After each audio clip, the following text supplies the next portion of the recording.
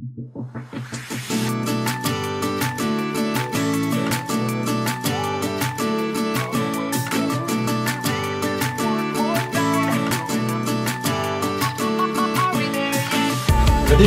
bien bonjour à tous ceux qui sont dans la salle. Merci d'être venus et d'avoir sacrifié votre pause repas pour venir comme ça 13. Quel courage. Pas vraiment eu le choix. Donc, il y a encore des gens qui viennent, c'est fabuleux. Donc, alors, je vais enchaîner tout de suite avec l'analyse pour pas perdre de temps, à moins que... Est-ce que des gens ne me connaissent pas dans la salle, si vous voulez que je fasse une petite explication? Voilà. Donc j'explique en tant que seconde, je suis un gars qui fait des analyses sur My Little Pony sur YouTube, et voilà. Qui en sort une fois tous les 5 mois, voire tous les 4 ans, ça dépend. C'est mieux que le podcast? À peu près. Voilà. C'est très bien résumé, je pense. Alors. Commençons tout de suite, donc. Alors, les Cutie Mark Crusaders. Les Cutie Mark Crusaders, 3 personnages qui sont assez, considérables dans la série, vu qu'ils sont quand même... des peluches, une peluche sous tête, c'est magnifique. Non, j'en ai 2. Ne la lance pas, j'arriverai pas à la rattraper. J'ai pas confiance en mes compétences de rattrapage de peluche. Petit dimanche sous tête ne devrait pas pouvoir voler jusqu'ici, donc en plus. Non, on se préfère pas varier, non. Alors. Oui. Donc, les Cutie Mark Crusaders, le sous-main six, quand même, les 3 autres personnages protagonistes principaux de notre charmante série, avec plusieurs thèmes intéressants, donc je me suis dit que ce serait intéressant d'en parler. Alors, tout d'abord, les thèmes. Les épisodes des Cutie Mark Crusaders sont assez riches et développés en multiples thèmes, vu que quand même ils sont un peu plus ciblés vers le public phare de la série, vu que normalement la série est faite pour les petites filles, normalement. Et donc à peu près que les Cutie Mark Crusaders sont grosso modo à peu près dans l'âge de ceux qui sont censés regarder la série. Les épisodes concernant les Cutie Mark Crusaders sont un peu plus axés justement sur des morales et comment on devrait pouvoir se comporter et imaginer le monde des charmants enfants qui regardent notre série préférée. Alors, les thèmes. Déjà d'abord, en parlant des épisodes, donc, comme vous l'avez déjà sûrement tous remarqué, c'est vraiment bizarre le micro, j'ai l'impression que ça fonctionne un coup sur 2. Pardon. C'est un peu bizarre. 2. Ouais. Ça fonctionne? Oui, voilà. C'est pas grave. Donc les épisodes des Cutie Mark Crusaders. Alors vous avez déjà tous pu remarquer il y avait une sorte de petite répétition avec les Cutie Mark Crusaders, surtout en rapport par exemple avec la princesse Luna. Justement, déjà dans Sleepless in Ponyville, on avait eu une introspection sur Scootaloo qui se faisait aider par Luna. Dans From Who's Sweetable Toys, il y avait aussi, encore une fois, Luna qui arrivait. Et donc il manque un épisode sur Apple Bloom.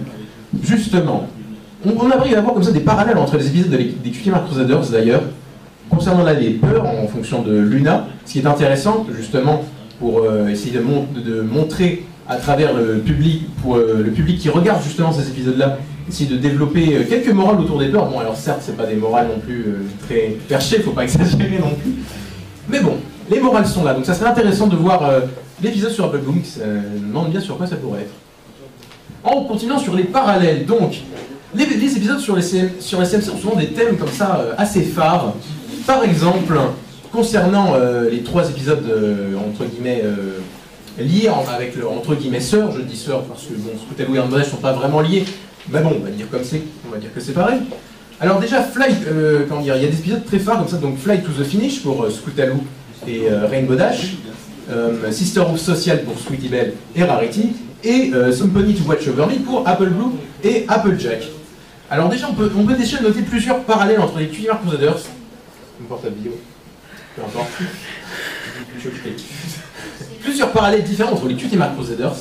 D'abord, déjà, Sweetie Belle et Apple Bloom ont déjà plusieurs points communs, plusieurs variations de personnages assez similaires.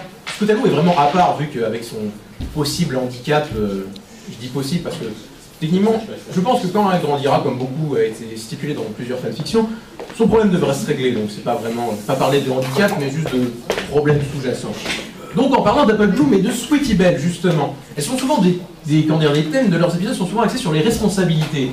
La responsabilité d'Apple Bloom qui essaie de se donner des responsabilités en essayant de prouver à Applejack qu'elle peut aller toute seule livrer les tartes, comme dans Some Pony to Watch Over Me, ou pour Sweetie Belle qu'elle peut aussi être comme sa sœur, donc active et plus adulte. Et justement, ça engendre toujours des problèmes sur des thèmes récurrents. Par exemple, le thème des pressions des membres, sauf pour, encore une fois, Scootaloo, qui est un peu différente du reste, reviennent régulièrement. Par exemple, pour Sweetie Belle et pour Apple Bloom, c'est souvent leur sœur qui accentue certains caractères des morales des épisodes. Par exemple, pour Apple Bloom, c'était Applejack qui couvre trop justement Apple Bloom, donc la protection et le fait qu'elle est toujours considérée comme un enfant. Pour Sweetie Belle, c'est à peu près la même chose, Rarity qu'elle considère toujours aussi comme une enfant, mais elle, c'est pour gérer son chaos ambulant, plutôt. Et pour Scootaloo, par contre, ce n'est pas une contrainte en rapport avec ses sœurs, bon, on n'a pas de sœurs, c'est très tragique, malheureusement, mais sur elle-même, Scootaloo a des problèmes plus personnels. Justement, en plus, peut-être un passé plus tragique, vu qu'on ne sait pas grand-chose sur Scootaloo, on ne connaît pas ses parents, on sait où elle habite, on ne sait pas avec qui. C'est fort dommage, elle a des problèmes, c'est terrible. Donc Scootaloo est un personnage un peu plus développé que les Cutie Mark Crusaders, pourtant toujours en nuance. Encore une fois, parce que tous les Cutie Mark Crusaders, quand on parle de Cutie Mark Crusaders, on parle de Cutie Mark, déjà. Oui, on a d'abord des Cutie Mark, quand même. Oui, au fil des saisons, au fil des épisodes, les Cutie Mark ont évolué au fil du temps, justement. À l'époque de The Showstoppers, on nous avait à peu près montré que le talent de Sweetie Belle était grosso modo le chant, pour Apple Bloom, grosso modo le bricolage, et pour Scootaloo, grosso modo l'agilité. Justement, tout ça, ce qui avait été ensuite extrapolé dans la fandom, avec notamment, par exemple, des pseudo-Cutie Mark. Il y a beaucoup d'Ask-Blogs, justement, qui reprennent ce thème-là des Cutie Mark Crusaders en adolescent, justement. Tout en gardant toujours ce thème-là depuis The Showstoppers, donc que Sweetie Belle, sa compétence soit vraiment le chant, Apple Bloom le bricolage, et puis Scootaloo, son scooter ou l'agilité. Mais, sauf qu'évidemment, il y a toujours des mecs, comme les scénaristes ne sont pas capables, c'est trop vulgaire, ne sont pas capables de garder une cohérence à certains niveaux. Par exemple, dans les derniers épisodes sur Twilight Time, on nous fait maintenant montrer que la compétence de Sweetie Belle est juste la magie, parce que c'est une licorne, voilà, les licornes ne font que de la magie. Que pour Apple Bloom, c'est la chimie, parce que c'est une terrestre et qu'elle est bonne en chimie apparemment. Et Scootaloo, le bricolage. Ce qui était le talent d'Apple Bloom avant. Mais bon, ça c'est les accordations que je vais essayer de faire un truc un peu plus interactif parce que juste la dernière fois au panel des Brand Days, j'avais parlé pendant longtemps et j'ai trouvé ça un peu. Quand j'ai revu ça, j'ai dit parler un peu longtemps c'est un peu bof. Du coup, si vous avez des questions, je peux m'arrêter et si vous pouvez réagir en rapport à ce que je dis, je levais juste la main et je vous passerai mon micro ou peu importe, je sais pas si le fil est assez long. Le micro rouge, oui. Ouais, faudrait que je te vote ton micro. C'est fort dommage. Pas tout de suite, les gars. Donc si jamais vous avez des questions, vous voulez réagir à ce que je dis, levez la main, comme ça fera un truc plus interactif. Plutôt que moi qui parle tout le temps, ça serait assez long sinon. J'espère que vous ennuyez pas déjà, là ça va à peu près. Ça va, donc, on continue. On continue. Donc, oui, les thèmes communs aux Cutie Mark Crusaders. Justement, on parlait de leur talent, justement. Et je suppose que beaucoup d'entre vous vous demandiez, mais quand est-ce qu'ils auront leur foutu Cutie Mark? Quand même, parce que ça fait un certain temps qu'il les faudrait. Mais malheureusement, comme je le disais, ça ne sera pas avant les saisons 30, si ça va jusqu'à une saison 30. Parce que malheureusement, qui dit acquisition des Cutie Mark, dit fin de la dynamique des Cutie Mark Crusaders, c'est-à-dire que leurs personnages vont devoir évoluer, il va falloir écrire des nouveaux scénarios sur eux. Donc malheureusement, j'ai l'impression que si jamais ils ont leur Cutie Mark, il faudrait annoncer vers la fin de la série, il faudrait annoncer que la série va se terminer. Au contraire, plus les Cutie Mark plus ils les ont tard, mieux c'est. Bon, ça veut dire que la série se termine pas. Faut jamais qu'ils les trouvent alors. Voilà. Ça c'est limite mieux qu'ils trouvent jamais. Ou alors peut-être qu'ils ont déjà leur talent, et ils ne le savent pas encore. Cutie Mark est invisible en fait. Ouais, c'est ça. Révélation. Oui. Vous avez une question? Oui, il n'y avait pas déjà eu des indices. À un moment, il y avait un épisode où, je sais plus, on voyait Apple Bloom, enfin, il y avait Sweetie Belle qui faisait. Qui utilisait des trucs sur des tissus, qui faisait. Ah oui, bah, c'est ce que j'ai vu. Il y avait 20 ans, c'était The Showstopper, là où ils faisaient leur spectacle. Ouais, et dans le spectacle, voilà, où chacune essayait de faire une tâche qui ne lui convenait pas, et c'était une autre en fait qui arrivait très bien, voire excellemment dans cette tâche. Et ça aurait été parfait qui termine. Un clin d'œil là-dessus. Justement, qui termine là-dessus. Voilà, désolé de te couper. C'est moi qui. Ça aurait été bien qu'ils essaient de plus de développer là-dessus. Ah oui, on va vraiment essayer de développer le chant, tout ça. Sweetie Belle, ses capacités à analyser et à comprendre de façon claire et précise, un dictionnaire ambulant. Pour Scootaloo, de risquer des choses, le courage de Rainbow Dash quand même, et pour Apple Bloom d'avoir la main manuelle, ça ne se dit pas main manuelle, j'ai vraiment des expressions. Main verte. Le sabot vert, Plus ou moins, oui, plus en rapport avec le bricolage que je vais faire une allusion. Donc voilà, compétence optimale en bricolage, voilà. Ça aurait été bien en plus qu'il continue là-dessus, mais malheureusement, ça serait trop simple, il faut changer, hein. Mais bon, je ne vois pas s'il développe plus les compétences chimie, magie, bricolage. Pourquoi pas? Encore une fois, après il faudrait plus d'épisodes sur le CMC. Donc c'est à peu près régulier. Donc là, dans la saison 5, normalement, si c'est une saison encore de 26 épisodes, on devrait encore avoir 4 épisodes sur les CMC, donc c'est à peu près comme ça sur les saisons. Saison 1, il y en avait eu 4, saison 2, 4 aussi, la 3, il n'y en avait eu que 3. Et la saison 4, il y en a encore eu 4. Donc on risque d'avoir encore des épisodes avec les CMC, justement. Alors pour revenir sur les épisodes avec les CMC, justement, d'ailleurs, que je vais essayer de me retrouver dans mon bordel de notes. Oui, voilà. Donc sur les épisodes, vous avez pu remarquer que les Universe Crusaders sont assez, spécifiques, les morales sont vraiment faites pour communiquer avec le public. Je reviens un peu sur ce que j'ai dit au début. Oui. Les constructions des épisodes des Universe Crusaders sont assez, pas moins élaborées que les autres épisodes. J'ose pas dire ça, mais bon, il n'y a qu'un pas. Ça se sent que c'est fait pour avoir plus une morale ciblée, une morale unique vers justement le public qui regarde, justement, comme c'est des enfants qui interprètent et qui acquérissent. Je ne sais plus parler français, c'est terrible. Acquis. Sûrement, peu importe, voilà. Qu'ils comprennent la morale et qu'ils la retiennent. Oui. Oui, donc par exemple pour Scootaloo, c'était de confronter ses peurs, et d'admettre ses peurs justement. Pour les épisodes de Sweetie Belle, c'est plus, essayer d'être plus organisé et humble. Je dis humble parce que dans From Whom the Sweetie Belle Toys, quand même pour quoique non, je dis humble, mais il y a beaucoup de jeunes filles qui se prennent comme ça pour se maquiller en se faisant, ayant l'air, en voulant avoir l'air adulte, donc c'est pas vraiment de la prétention, c'est de l'innocence, bon voilà. Essayer de combler ses peurs passées. Et pour Apple Bloom, ça serait bien qu'il y ait aussi quelque chose. Quel pourrait être le défaut d'Apple Bloom? Elle est terrestre.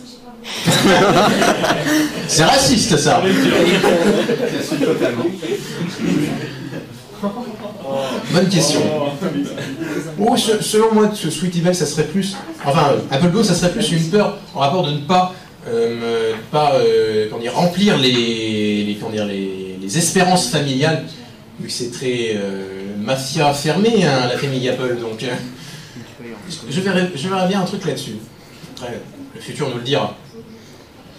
Donc voilà pour les parallèles. Donc, les talents, j'en ai parlé, les thèmes plus ou moins, quelle heure il est là, je parle pas trop longtemps, ça va, j'ai le temps, il me reste un quart. Donc les passions, oui justement, vous avez remarqué que les Universe Crusaders ont fait un nombre incalculable de passions, et enfin de passions, ils ont essayé beaucoup de métiers entre guillemets, et justement je vais m'enchaîner sur ça, sur les comics. Donc malheureusement ceux qui ne considèrent pas les comics canoniques, est-ce qu'il y en a dans la salle qui ne supportent pas les comics?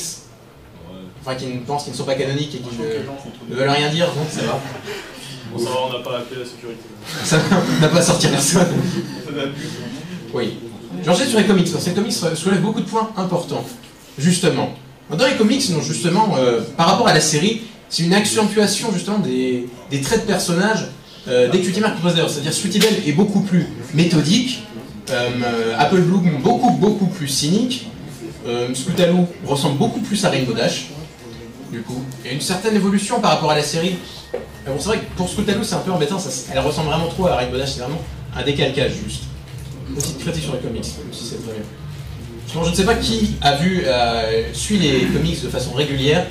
Est-ce que quelqu'un a vu les derniers Friends Forever là, avec oui, 2. Bon, je vais éviter d'en parler alors. Et donc si je vous parle de celui ou avec Discord et Fluttershy qui font un joli voyage dans le temps, Justement. Arrête, t'as déjà spoil, mais... Ça fait déjà beaucoup de spoil, mais bon. Quoi, Twilight? Oui, non, mais elle va ressusciter, c'est l'effet Moffat. Ensuite, hein. Oui, si vous êtes allergique aux références abusives, ne lisez pas les derniers Friends Forever. Il y en a beaucoup de trop. C'est pas non plus... Enfin bref, je dérive du sujet. Les Customer Crusaders sont beaucoup plus développés dans les comics, et ça va permettre de voir plus des dynamiques assez intéressantes, justement. Juste avec Discord, justement, vu qu'on ne voit pas assez Discord dans la série, évidemment, ça prend... C'est assez... Il faut toujours qu'il y ait une bonne raison pour que Discord ait un épisode. C'est toujours des épisodes conséquents. Et justement, dans les Friends Forever, on arrive à voir des relations entre les CMC et Discord. Déjà, le troisième, il me semble que c'était le Friends Forever, où c'était sur les CMC et Discord. C'était assez amusant à voir que Discord, vu que techniquement il est totalement réformé, bien sûr, aidait les Cutie Mark Crusaders à essayer d'avoir leur Cutie Mark. On crée une sorte de... Je sais pas si... le Friends Forever 3, tout le monde doit l'avoir, lui, au moins. Non? Bon, tant pis, je vous spoil quand même. Ils créent une bulle de réalité pour leur faire expériencer des 35 000 métiers et activités pour avoir leur Cutie Mark, justement. Et ça montre aussi un problème, c'est pas vraiment que les Cutie Mark Crusaders sont mauvais à faire une profession, c'est qu'eux-mêmes ne veulent pas faire cette profession. C'est pas qu'ils... Comment dire? Ils savent que c'est pas pertinemment leur destin, et inconsciemment, ils n'y arrivent pas. Ça se voit parce que sur certaines passions où c'est évident qu'ils pourraient réussir, ils n'y arrivent pas quand même. Donc c'est qu'il y a une volonté derrière des Cutie Mark Crusaders de retarder leur destin.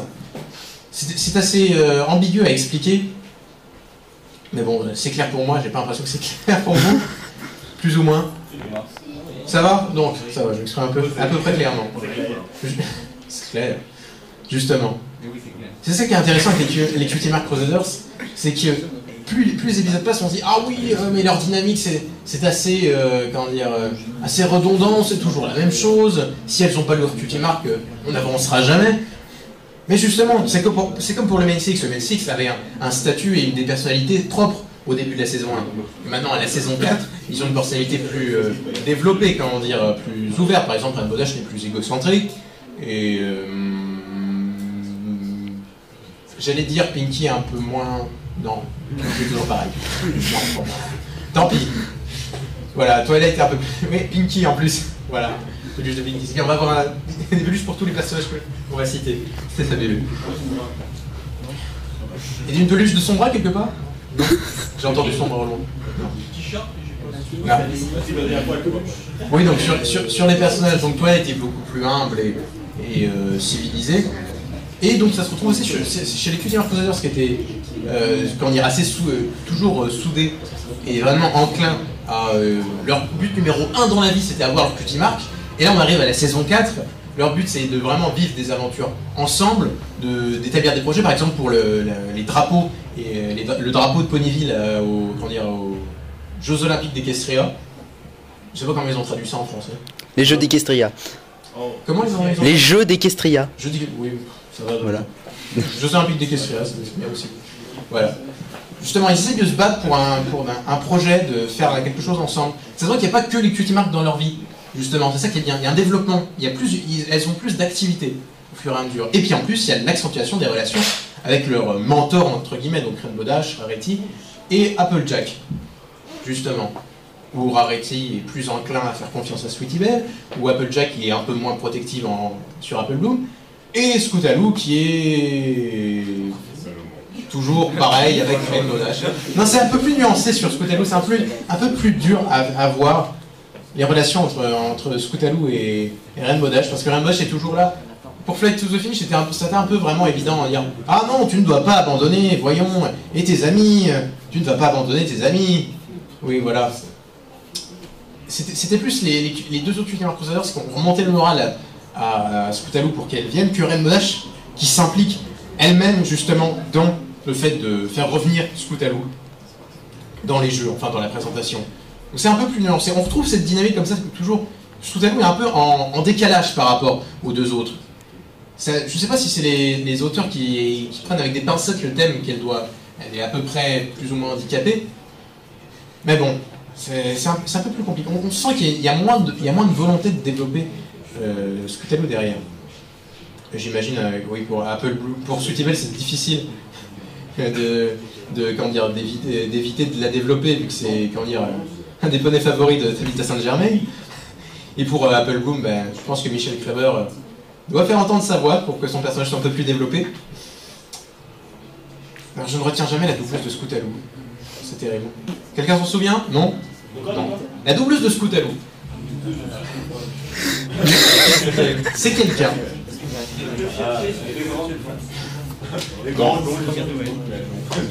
Tant pis, on cherchera ça plus tard. Donc pour résumer grossièrement, tu cherches ça, c'est magnifique. Sauve la musique. Quelle heure il est? Ça va, il reste le truc. Donc pour résumer grossièrement, donc des thèmes communs, il y a quand même un léger décalage entre Scootaloo et les deux autres Cutie Mark Crusaders. Leur dynamique sur les Cutie Mark, qui sont toujours pour moi, je pense, selon moi, c'est vraiment pertinemment de ne pas trop vite accéder au destin, parce que en même temps ça doit être assez perturbant pour eux, parce que s'ils trouvent soudainement leur Cutie Mark, ça voudrait dire reconfigurer totalement comment elles vivent, comment elles tout leur club et tout ça, ça serait assez compliqué. Ça serait bien d'avoir un épisode justement dessus où elles ont leur Cutie Mark, ou alors temporairement, je sais pas, par le biais de Discord, la Poison Joke, un truc comme ça, et c'est temporairement leur Cutie Mark, ou totalement, mais j'ai des doutes sur totalement, au moins temporairement, pour qu'elles puissent, ça serait intéressant de voir justement comment elles réagissent. Qu'est-ce que ça serait la vie après? Ouh, ma voix. Après les Cutie Mark Crusaders justement. Ça serait assez intéressant. Ah, t'as réussi à trouver Madeleine Peters. Eh bien, intéressant. Ça va retenir son nom. Et elle est blonde, en effet. C'est bien. Voilà, donc, thème commun. Toujours un épisode tourné autour de la peur, et il en manque un pour Apple Bloom. Des thèmes communs en rapport avec les sœurs, toujours là. Des thèmes communs en rapport avec leur développement de personnages, leur but, entre guillemets. Des talents variés qui se contredisent même, ça c'est fort embêtant. Mais bon, encore une fois, c'est la série. On peut pas établir du canon n'importe où. Ça serait tellement simple de dire ah non, c'est ça le truc le plus pratique, donc c'est canon, et tout ce qui arrive après, on n'en prend pas compte. Ça serait trop simple, malheureusement. Mais bon. Voilà, donc des talents contradictoires, mais adaptés quand même pour certains. Je reste sur ceux de Showstopper, sont vraiment pour moi les talents qui sont vraiment les plus proches de leur personnalité. Pour toi, Item, je sais pas, ils avaient envie de faire un truc original et je sais pas, ils avaient envie de faire des effets de grandes plantes qui poussent et aucune idée. Pour montrer que Sweetie Belle sait faire de la magie, bien qu'on l'avait vu à peu près dans Princess Twilight, le premier épisode de la saison 4, mais bon, j'aime bien la redondance. D'ailleurs, c'était étrange, la couleur de la magie de Sweetie Belle dans le premier épisode de la saison 1 était bleue et dans Twilight Time il était vert, c'est vert. Quoique c'était peut-être dû au poison des lianes. On va pas revenir dessus, c'était déjà un trou scénaristique, les lianes, j'ai pas envie de revenir dessus. Alors oui, et donc les parallèles d'épisodes et des thèmes communs. Je tourne en rond, donc c'est bon, j'ai tout dit. Alors, est-ce que vous avez des questions ou des avis à donner sur les Cutie Mark Crusaders peu importe. Si quelqu'un en a. Oui. Qu'est-ce que tu aurais à rajouter sur Babs? Est-ce que Babs est officiellement une croisée maintenant? Ah oui, c'est vrai. En fait, c'est bien, il y a une bonne acoustique. Oui, la croisée de Manhattan, oui. Ah, j'ai même pas pensé à prendre en compte Babs. Je dis, j'ai parlé des Cutie Mark Crusaders, c'est vrai, il y a Babs. Maintenant, il y a Babs. Mince. Alors, qu'est-ce que je pourrais dire vite fait sur Babs? Babs. Eh bien... c'est assez compliqué parce que pareil, c'est comme pour les Cutie Mark Crusaders, il faudrait lui inventer une vraie importance dans le scénario. Parce que là, mis à part pour l'avoir fait revenir pour... c'était quoi Apple Family Reunion, voilà. Babsid était là parce qu'elle est Babsid et que c'est la cousine d'Apple Bloom. Il n'y a pas vraiment de but supplémentaire. Donc ça serait bien justement d'avoir un épisode avec Babsid justement. C'est dommage, ils ont raté une occasion parce que sur l'épisode de Rarity Takes Manhattan, ça aurait été bien de voir Babsid. Je pense que beaucoup se disaient ah oui, on va à Manhattan, il y aura Babsid. On la verra comme ça en fond, on ne sait jamais. Ah ben non, tant pis. Mais sur Babsid, oui, pas grand chose à dire. Maintenant, elle est à peu près reconvertie en positive. Ça serait intéressant de voir les Cutie Mark Crusaders de Manhattan si elle a formé un groupe avec plusieurs plusieurs Cutie-Mark Crusaders. Il y en a, oui. Mais ça serait étrange d'introduire ça dans la série, par contre. Parce qu'on a juste vu Bad Seed pendant 2 épisodes. Tout d'un coup, faire un épisode sur 3 poneys, dont 2 qu'on connaît pas, à Manhattan. Ouais, c'est un peu risqué, je ne pense pas que les scénaristes se risqueront à faire ça. Je pense pas non. Non. Donc dans les fanfictions, peut-être, si les gens veulent développer sa personnalité, sur le fait que... Ah, ça va mieux. J'ai eu 5 secondes. Ouais. Non, pas vraiment de choses à dire sur Babsy, à part qu'elle est reconvertie, que ça serait bien d'avoir dans un épisode futur. Voilà. Une autre question sur les Cutie-Mark Crusaders, je le précise. Aucune. Ah bah c'est parfait. Voilà, mais quelle heure il est là? Mais il est 30. Ou pas sur les Cutie-Mark Crusaders. Hein. Voilà, maintenant ou pas sur les Cutie-Mark Crusaders. C'est des questions en rapport avec n'importe quoi. N'importe quoi. Maintenant, je voulais couper ça vraiment en 30 minutes pour que vous ayez le temps de parler, si jamais vous vouliez parler. Alors.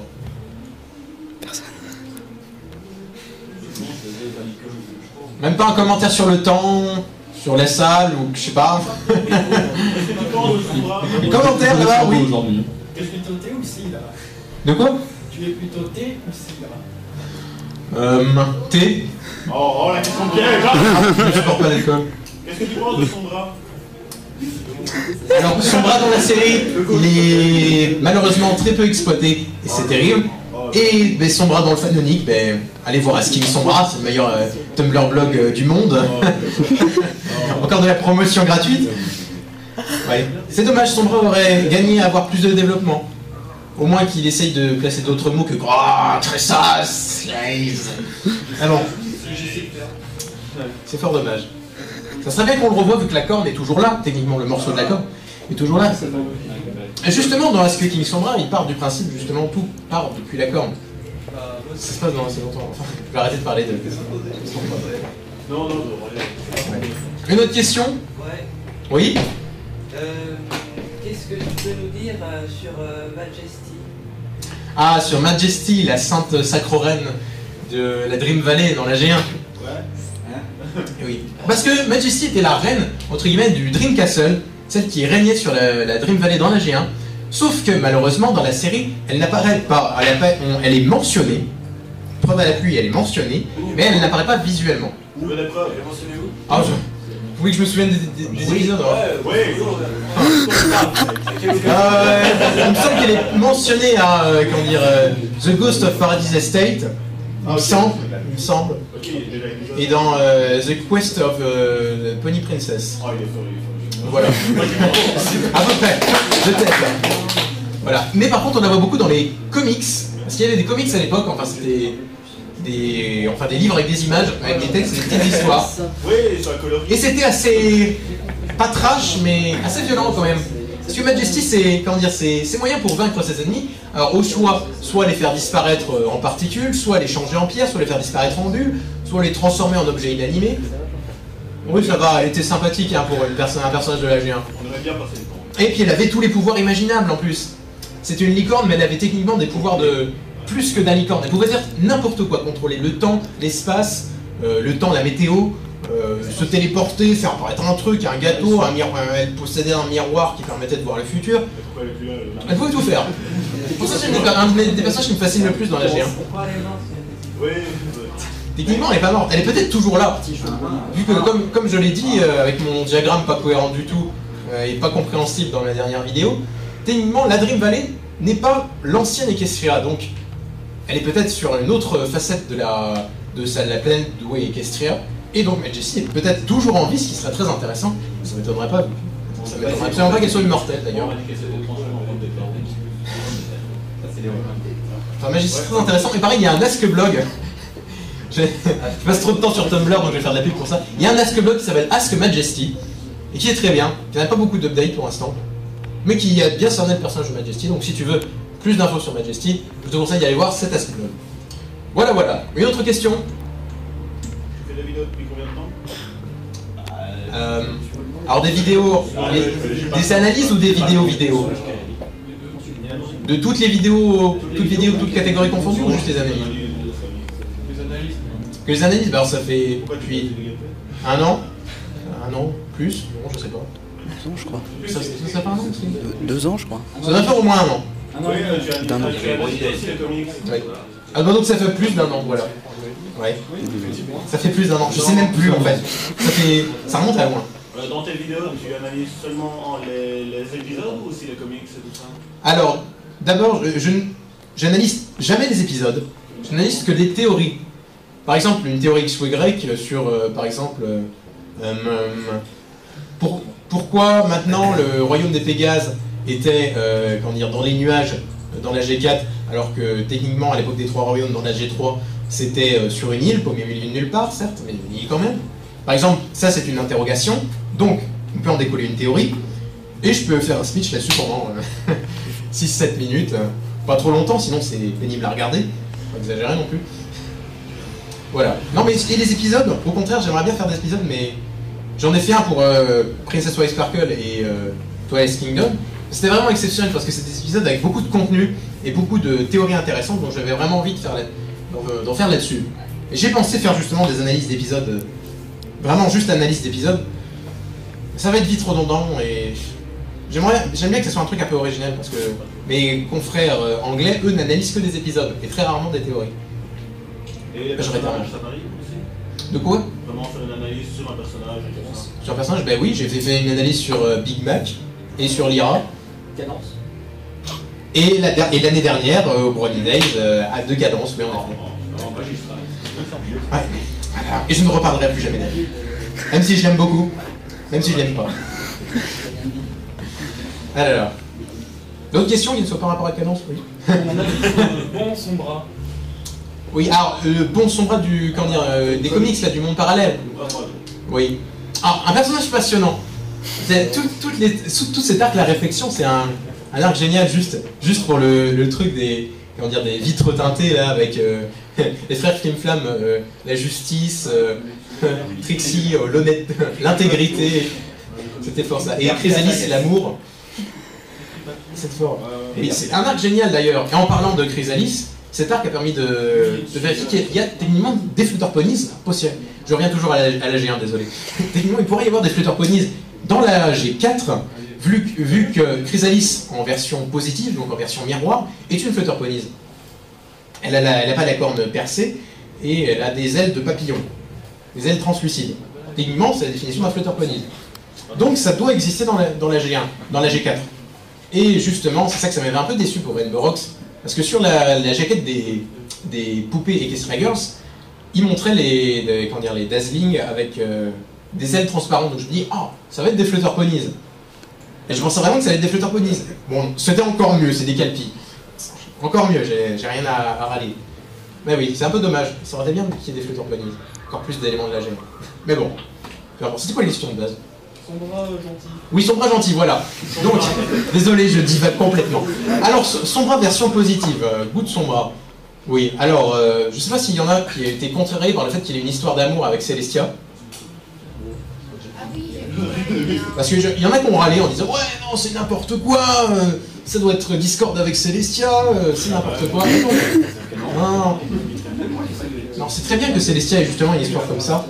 Et ça montre que Celestia, quand elle était plus jeune, elle n'a pas toujours été sage et très portée sur ses responsabilités. Quand elle était plus jeune, elle était plus enclin à l'amour, du coup, et flirtait avec Good King Sombra, gentil King Sombra.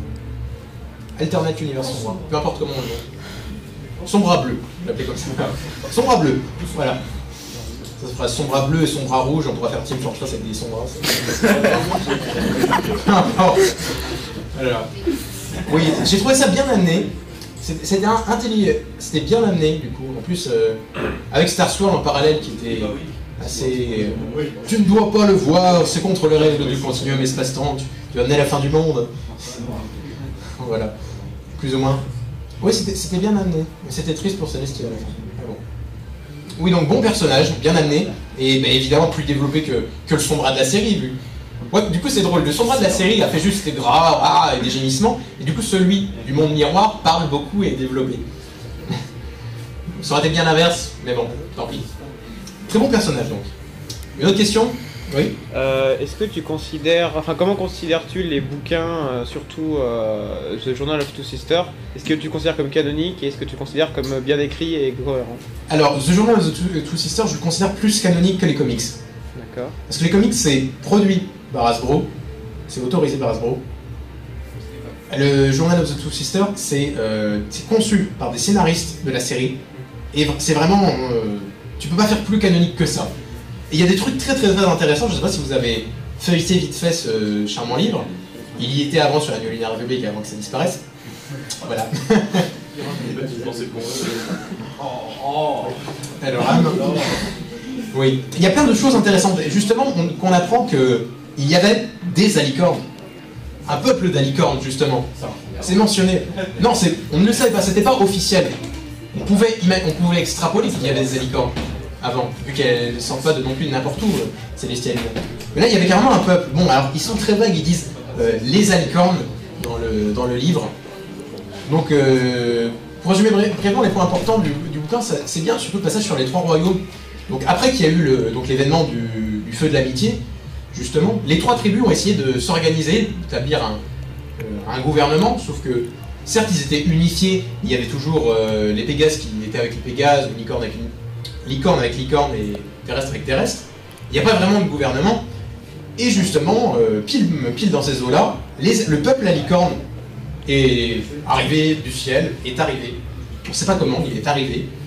Et justement, comment dire, les trois dirigeants, donc Puddinghead, Hurricane et comment il s'appelle, Platinum, ont pris Celestia et Luna comme dirigeants. Ils les ont mis sur le trône. Ils sont arrangés avec les alicornes pour les mettre sur leur trône, pour qu'ils dirigent Equestria. Vu qu'elles représentaient seules quand même l'unification, elles ont les caractéristiques des 3 races, 3 espèces. Donc oui, c'était bien de voir que c'était pas pareil comme ça, que c'était pas depuis la nuit des temps qu'elles étaient dirigeantes. En plus que l'épisode de Earth's Warning Eve, c'était assez bizarre vu qu'il y avait le drapeau. Oui voilà, ils disaient, les 2 sœurs sont même pas là, comment le drapeau peut être là? C'est pas logique, justement. Et là du coup, ça explique ça, que les 3 chefs de tribu ont désigné les 2 sœurs alicornes en tant que chef. Et c'était drôle parce qu'ils disent dans le bouquin que quand elles étaient jeunes, Celestia et Luna s'amusaient à jouer les princesses quand elles étaient petites. Et du coup, d'être propulsées au rang de princesse, ça a été assez étrange pour elles. C'est bien fait. Et on apprend, il y a plein de petites anecdotes comme que Luna et la princesse Platinum étaient meilleures amies. Enfin bref, je vais pas trop spoiler le bouquin. Je vous conseille de le lire, il y a plein de choses intéressantes dedans. Et ça vaut vraiment le détour. Comprendre un peu mieux la mythologie. Voilà. Une autre question? Oui, sur les griffons. Oui. Alors déjà, ce que tu penses sur les griffons en général, j'avais aussi une question particulière qui était peut-être plus fanon, où il y avait des gens qui avaient interprété par rapport à des cartes, etc., que si Equestria, par rapport aux cartes, ça ressemblait aux États-Unis, il y en a qui disaient que les griffons étaient peut-être plus européens. C'est même ce que j'avais dit, il me semble, dans ma vidéo. Qu'est-ce que tu en penses? Et puis, les griffons en général? Eh ben, j'en pense exactement la même chose. Je me souviens, limite, je crois que c'est ce que j'avais dit mot pour mot, que les Equestria étaient, c'était un modèle des États-Unis, c'est flagrant, c'est ultra flagrant. Et donc, évidemment, les griffons étaient sûrement plus proches de nous, les Européens. Mais après, ça serait, si on se base sur la logique que chaque pays du monde d'Equestria est censé avoir un équivalent de notre monde, comme l'Arabie Saoudite qui est celle de l'Arabienne, du coup. Ou alors on pourrait dire que c'est vraiment un continent à part. On ne sait pas vraiment, il n'y a pas assez d'éléments pour extrapoler là-dessus. Avec l'apparence de Gustave, on peut dire, oui, de Gustave et de Gilda, ils ont des tendances à peu près européennes, vu que Gustave, c'est un cuistot français, et que Gilda, bon, elle a des plumes et un peu de mascara violet. C'est surtout le nom à consonance un peu germanique aussi. Oui. Oui, oui, que ça fasse Gilda, en effet. Ça, c'est la consonance, et puis le fait, le mascara, comme ça fait très, pas rebelle punk, mais bon, voilà, c'est un truc qu'on trouve plus d'habitude chez nous. Il y en a aux États-Unis, c'est sûr, mais à l'origine, ça vient de chez nous, malheureusement. Ouais. Donc, pour les griffons, oui, je peux pas dire grand-chose dessus, mais à part la vidéo sur les griffons, il me semble que j'avais fait une vidéo sur les griffons. Je sais même plus ce que j'ai fait. Les jeux, ils ont été présents, ils parlaient pas. Oui. Ah oui, et sur les jeux justement, c'était bien. Et on a vu le drapeau justement d'une ville Griffon aux Jeux Olympiques. C'était une serre avec des éclairs sur un fond bleu foncé. C'était bien du coup. Évidemment, grands athlètes, C'était à prévoir, du coup. Ah, du coup, par contre, ça ne colle pas, ça. Les Européens ne sont pas des bons athlètes. C'est pas ça. Peut-être des... je sais pas... C'est pas très cohérent, ça. Non, non. C'est un détail. Oui. Ah, c'était bien d'avoir vraiment des griffons comment dire, aux Jeux Olympiques d'Estrée. Ça montre bien, encore une fois, la mixité qu'est cet événement-là. C'est dommage qu'il n'y ait pas eu d'autres espèces, comme des zèbres ou, je sais pas, des girafes. Je crois que ça aurait été un peu embêtant dans les épreuves. Ouais. Ah ouais, techniquement, c'est dans la branche des équidés, donc techniquement, les girafes sont des êtres assez aussi développés que les poneys. Bah, dans Fallout Equestria, il y a des girafes. Voilà. Oui, à propos des griffons, oui. Ben, non, j'ai pas vraiment de choses à dire dessus, ça dépend. Pour te reprendre quelles idées t'avais en tête en particulier sur les griffons, mis à part l'endroit où ils peuvent être? Oui, non, et puis pas vraiment grand chose à dire. Si t'avais un avis sur les griffons, si t'avais... Ils sont classe. Comme dit jadis, ça représente bien assez les relations américano-européennes. C'est même le symbole parfait de ça. Et puis, oui, bah, c'est bien qu'on en voit dans le futur pour développer un peu leur monde et leur mythologie. Ce serait assez bien. Donc maintenant, vu que Toilette est enfin une vraie princesse et que tout le monde s'est bien habitué sur le fait qu'elle est une alicorne et que presque plus personne ne râle sur le fait qu'elle soit une alicorne, j'espère que personne ne râle sur le fait qu'il est encore déçu qu'elle soit une alicorne dans la salle.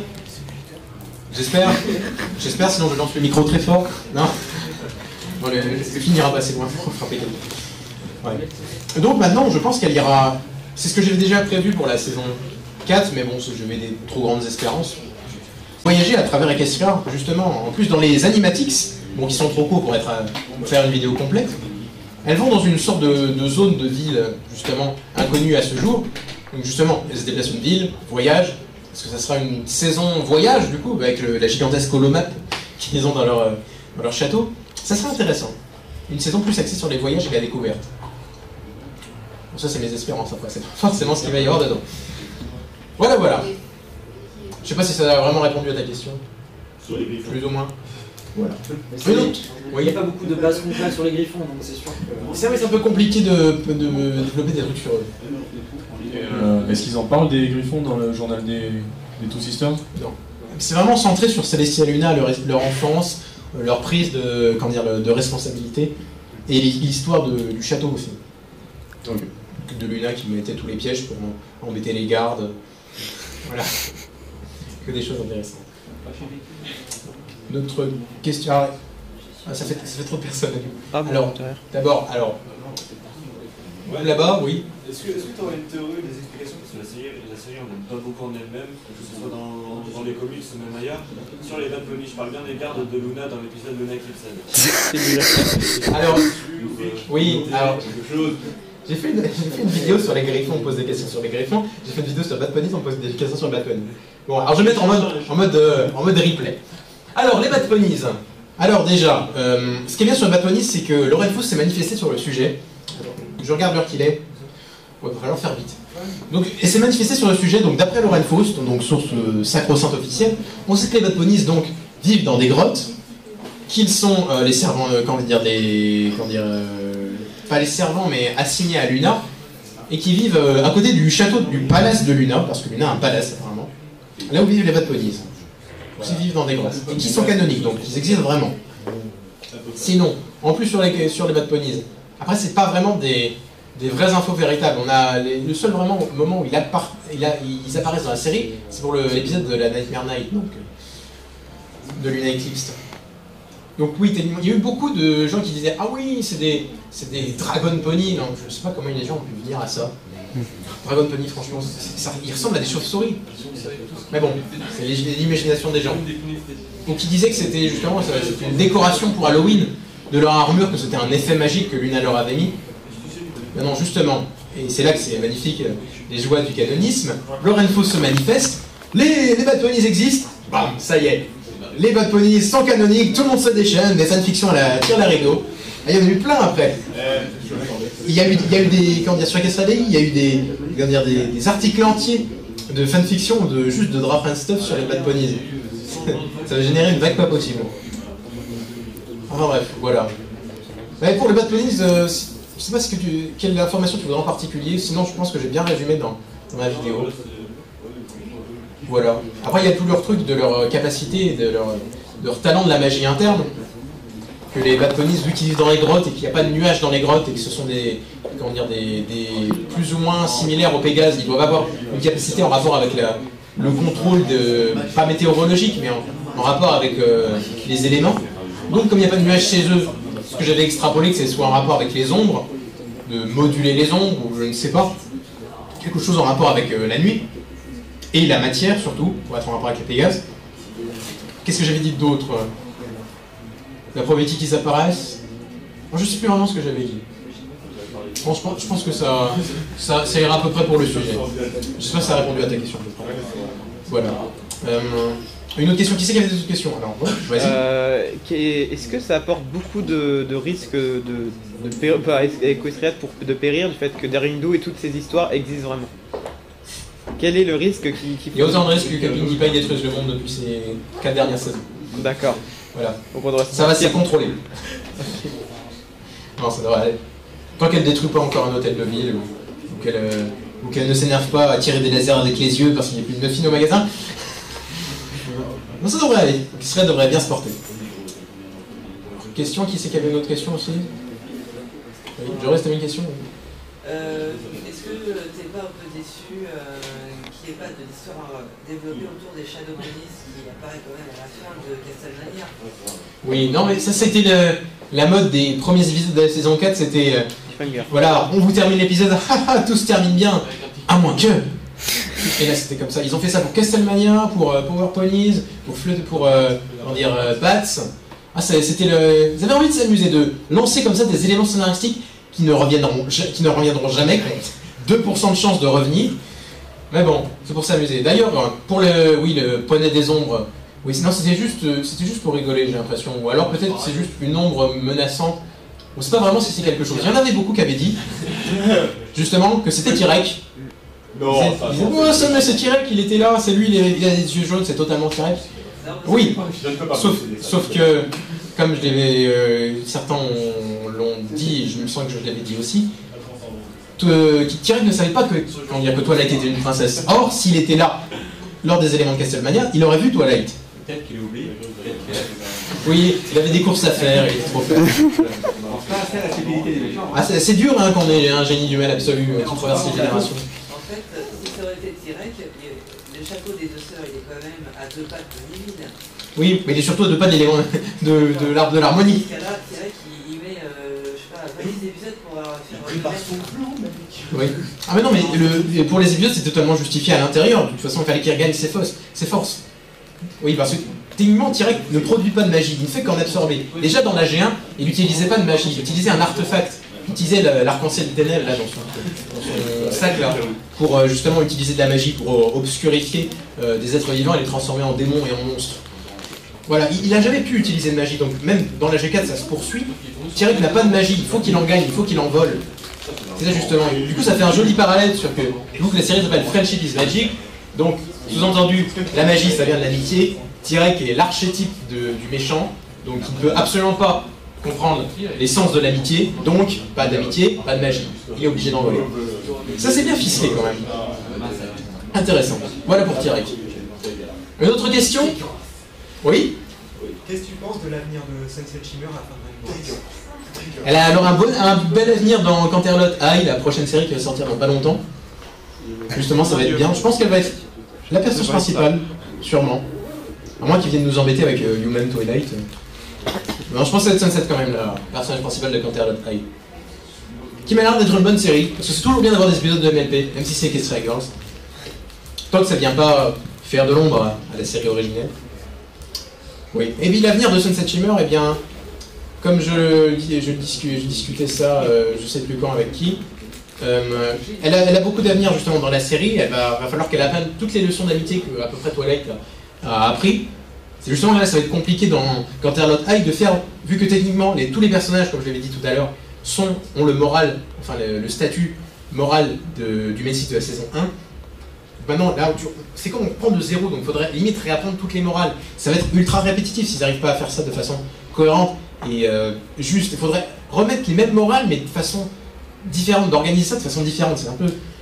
C'est un peu ambigu. Et pour Sunset Shimmer, il faudrait limite qu'elle apprenne toutes les morales que Twilight a apprises. Ça ferait quoi un clone de Twilight? Et c'est pas pour ça qu'on aime Sunset Shimmer, c'est parce qu'elle est Sunset Shimmer, justement. Qu'elle est originale, justement.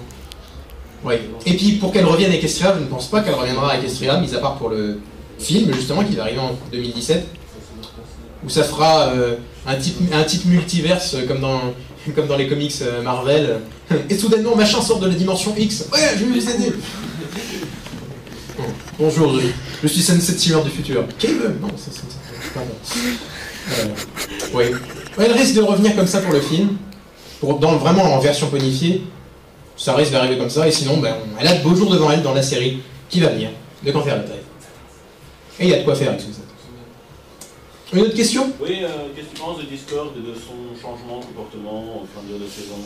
Pourquoi devenir une loque à la fin? Alors, oui, voilà, sous-entendu, ce n'est pas bien selon toi. Pardon? Sous-entendu, ce n'est pas bien qu'il soit aussi... Ça passe encore, mais c'est surtout la fin. La fin de la saison 4. La fin de la saison 4. Mec! Non, je trouve ça assez bien fait. Il tient très décisivement sur son, entre guillemets, passé maléfique, et une vraie rédemption complète. C'est ça qui manquait d'ailleurs, à part la rédemption troll qu'il y avait dans Kit Kat and Flutteron, qui était une fausse rédemption, hein. Évidemment, il n'a pas hésité à les trahir tout de suite dans l'épisode final de la saison 4. Là, c'est bien, on sent vraiment que Tyrek est plus... Tyrek, non. Faut que j'arrête de parler de Tyrek. Que Discord est plus humble, plus enclin à l'amitié. C'est vraiment bien. Bon, après, c'est différent du Discord que tout le monde a aimé au début la première fois qu'il est apparu dans la saison 2. Mais c'est comme tous les personnages, il faut qu'ils évoluent. Si les personnages n'évoluaient pas, ça serait une série bien triste. Ça serait, Jimmy Test, une série à la con où les personnages n'évoluent pas jusqu'à la fin des temps. C'est bien justement que les personnages évoluent. Et que Discord évolue. Bon, après, peut-être que... Il évolue dans le bon sens. Oui, parce que là, il régresse. Il régresse, non. Il ne peut pas. Non. Et en plus, c'est ça, encore une fois, je m'appuie encore sur les Friends Forever. Justement, il y a toujours cet aspect-là, un peu farceur et gentiment machiavélique. Pas pour faire le mal, évidemment.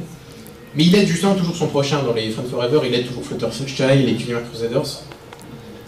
Et encore mieux justement, ça vient en plus appuyer ça, donc malheureusement vous êtes que deux à avoir vu le dernier Friends Forever. Justement, parce que je ne vais essayer de rien spoiler, Discord rencontre une de ses anciennes collègues, voilà. Et elle-même étonnée que Discord ait des amis du coup. Et puis c'est bien, il y a toute cette petite histoire et aspect, thème que Discord... est-ce qu'il est fait ou pas pour avoir des amis? Est-ce qu'il peut vraiment changer? Ouais. Non, mais je trouve que c'est une bonne chose que Discord évolue en bien, positivement vers le bien. Donc il se fait manipuler comme une cloche, quand même. Non, il ne se fait pas manipuler, voyons. C'est quand même un développement personnel. Tout le long de l'épisode de la saison 4, on voit, il y a toujours des échos en fonction de tout ce qu'il a appris. Il y a la générosité et le sens de la mode de Rarity qui lui revient comme ça, ou la générosité de Fluttershy. Enfin, la gentillesse de Fluttershy. Justement. Ah non, pour moi c'est bien. C'est un développement de personnage intéressant. C'est quand même dommage qu'à la fin de la saison 4, Discord il sait pas, il vient avec moi, enfin le mal me dit je sais pas, il y aura des conflits. Alors l'autre il explique mais j'ai l'impression que c'était bien YOLO et l'autre le game DR. Voilà, pour moi c'est un... Oui, en même temps au final de la saison 4 il ne faut pas lui donner un trône, il ne faut pas exagérer non plus. Il a été un génie du mal pendant plusieurs siècles, millénaires, il ne faut pas lui donner un trône. Non, c'est bon, ok, voilà. Ses copains, on s'appelle, on fait une bouffe demain. C'est tiré non plus. On parle pas vraiment d'une évolution dans ce cas. Ah mais si, pour moi c'est une évolution quand même. C'est en entier on va dire. On peut pas oublier. Ouais. Après, tous les avis diffèrent. Hein. Bon, on arrive à la fin du panel. Ah c'est pas vrai. Il n'y a plus de questions, j'espère. Il n'y a vraiment plus de questions, oui.